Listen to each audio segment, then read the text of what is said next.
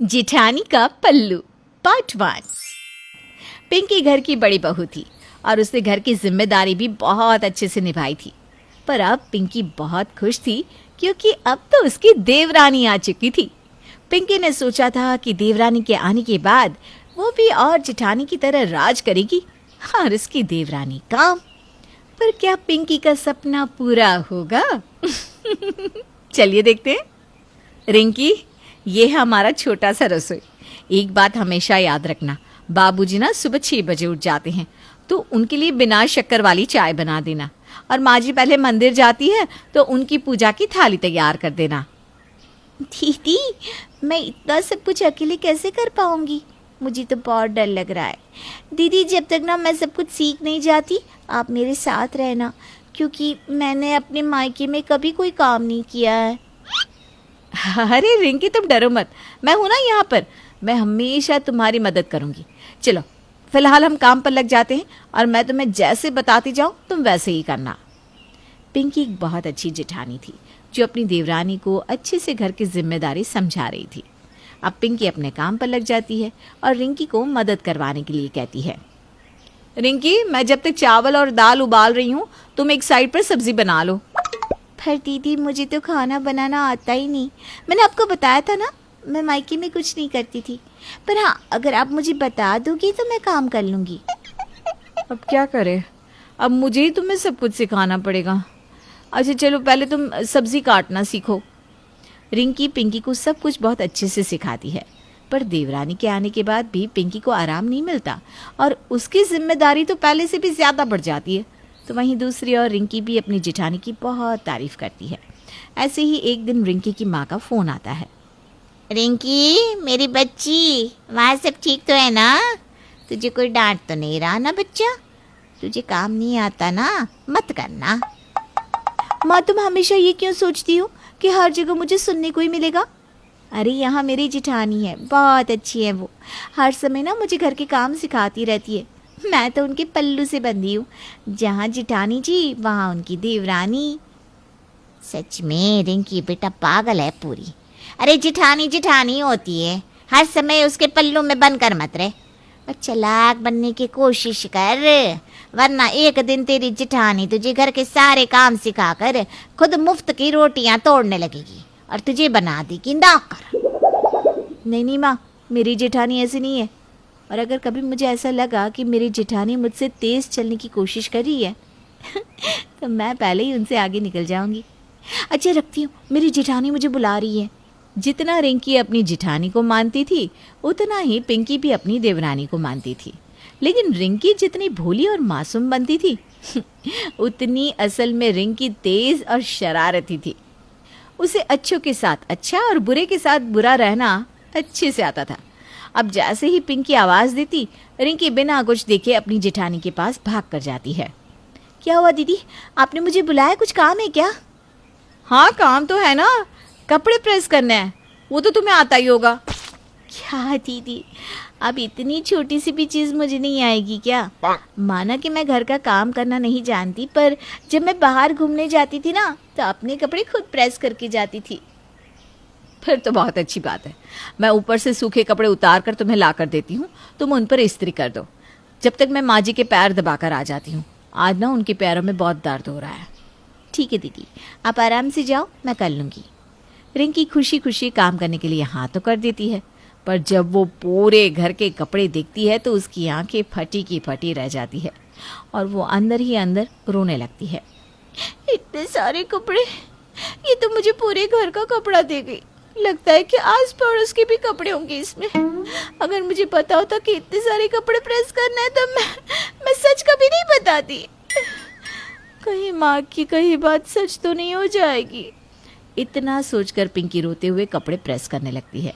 कुछ देर बाद जब सारे कपड़े प्रेस करके रिंकी बाहर जाती है तो वो देखती है कि उसकी जेठानी और उसकी सास कमला साथ में बैठकर चाय पी रहे थे।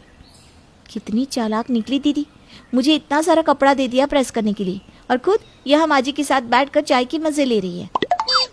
अरे छोटे बहू, हो गए सारे कपड़े प्रेस?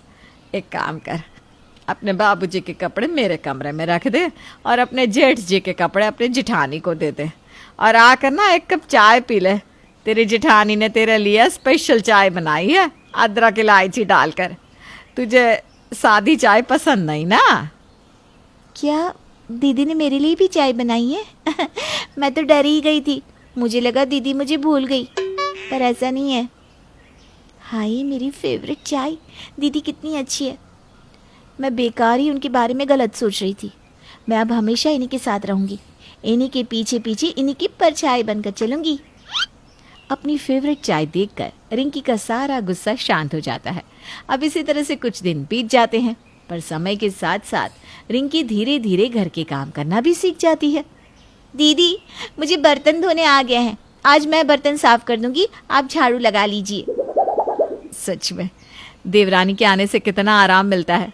मुझे खुशी है कि तू इतनी जल्दी घर के सारे काम सीख रही है। अच्छा दीदी आप घर की सफाई कर लीजिए, मैं बर्तन धो देती हूँ, फिर दोपहर का खाना भी तो बनाना है। इस तरह से दोनों देवरानी जेठानी अपने अपने काम पर लग जाती है।